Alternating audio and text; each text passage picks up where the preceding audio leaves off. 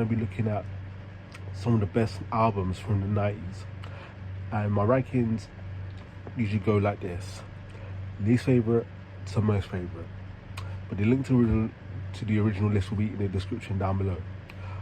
And don't forget to stay tuned for album recommendations towards the end of the video. So without further ado, let's get into this.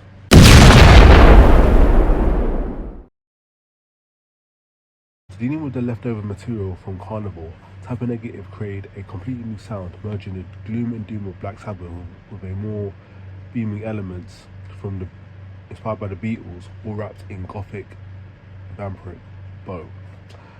Bloody Kisses saw goths and metalheads come together in unison under the same banner, with leading singles Black Number One and Christian Woman, which were drowned in Peter Steele's Biting Satire and ominous riffage.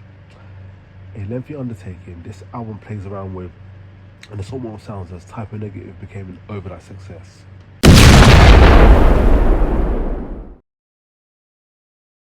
This release from Pantera is unquestionably the heaviest album to ever top the Billboard 200 charts.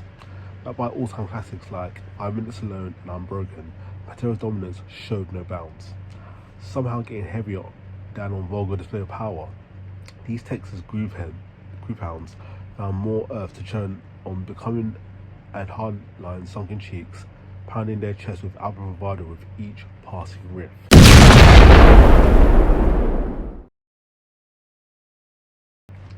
This release from Death often divides fans of the band's older, still technical but more savage death metal offerings.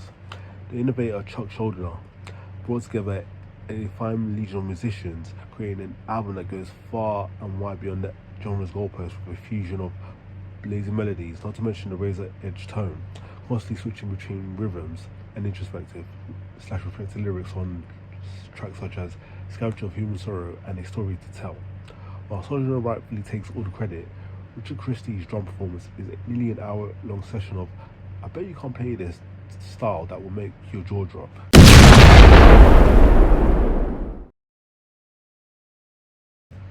After releasing the interesting And Justice for All, Metallica dialed back the complexity and took a completely different musical direction for their eponymous record, better known as Black Album.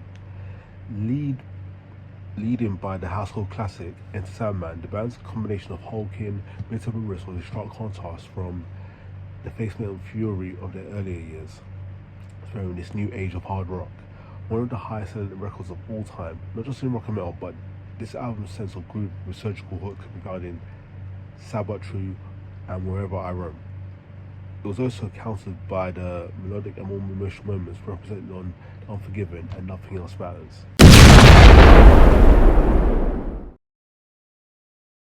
Release from Cowboys from Hell, Pantera shed their last of their traditional metal sound in favour of a fully fledged groove that changed the shape of heavy metal throughout the decade and beyond. This release is best known for the anthemic walk and Phil Anselmo's all-out dominant attitude, but there's plenty more driving this record, as Dimebag just battered listeners through his guitaring on A New Level and Effing Hostile. The band's sense of hooks were always in reach, with the opener Mouth of War showing that they still had trad metal components, not to be sake of a sound from which they came.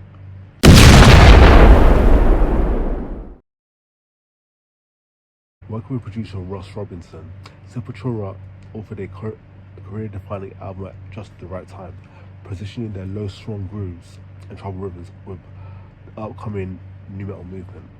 Not just a groove juggernaut that feels like a logical step out of place after the hardcore-infected Chaos AD, Sepultura upped the ante by working with members of Brazil's indigenous Gigante tribe and the country's noble-owned percussionist Carlinhos Brown.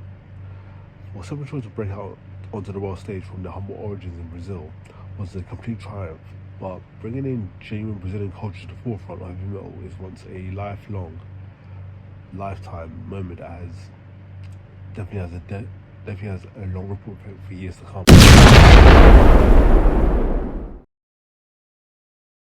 As melodic death metal became popular in Sweden, no band made a larger impact than At the Gates with this release, Slaughter of the Soul. Definitely one of the most influential metal records of all time. The alternate pick lead and riffing assault seemingly helped create the whole 2000s metalcore movement. And adrenaline rush from Revolt rush throughout the whole album goes with your morning coffee. Slow of the Soul surges with power with the brilliant four-headed monster of opening tracks. Blinded by Fear, Slow of the Soul, Cold, and Under a Serpent Sun.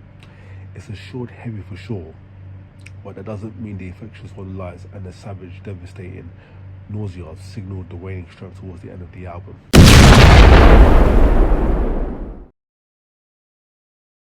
Complete with the new lineup featuring renowned guitarist Marty Friedman and drummer Menza, Megadeth's Dave Mustaine and Dave Ellefson went back to work to record their game-changing fourth release, Rust in Peace. With an already established affinity for technical thrills, the band just didn't raise the bar, they threw it into orbit.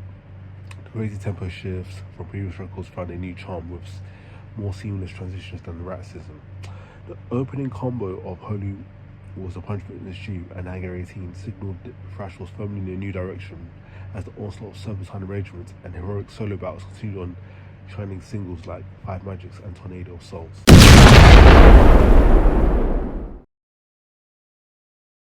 Vision of Emperor saw the band improve on the all-grabbing facets of the debut on this release of Anthem to the Welkin at Dusk. The Cyclone riffing is anchored by concussive drumming of Fury as the keyboards orchestrate the madness behind the standout songs in That's What the Night Spirit and The Lost Curse of Reverence. In '97, no other black metal outfit could keep up with the unrelenting dynamic complex force. So before I go, here are album recommendations.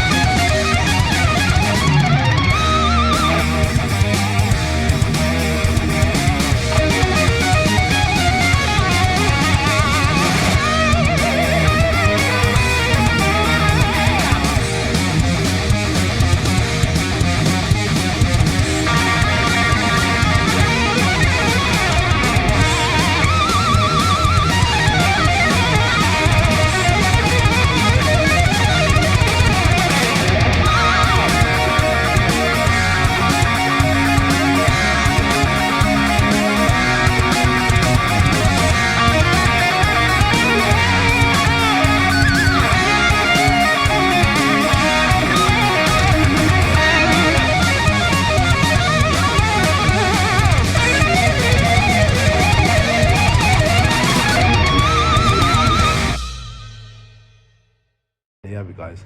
Let me know in the comments down below about honorable mentions and how you would rank these albums. Other than that, thanks for watching, and I'll be seeing you in the next video.